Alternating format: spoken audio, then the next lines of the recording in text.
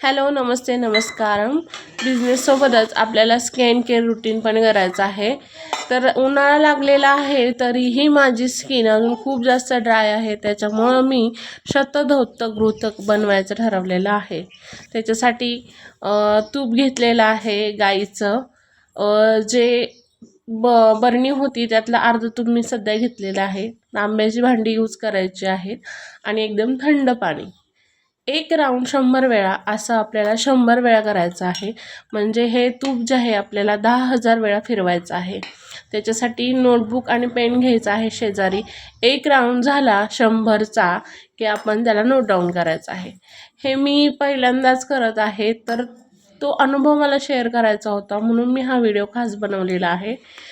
सुरुवातीला एकदम होते मी की छान पद्धतीने हे सगळं चाललेलं आहे. पण जेव्हा 20 राऊंड झाले तेव्हा माझा हात दुखायला लागला आणि मी ठरवलं की आता हे 50 राऊंड करायचे सकाळी आणि उरलेले 50 राऊंड संध्याकाळी करायचे. तर 20 राऊंड नंतर हे थोडंसं असं आहे.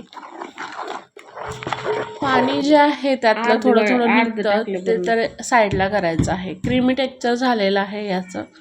तुम्हाला ते कशा पद्धतीने वापरायचं आहे त्याच्यावर पण डिपेंड आहे.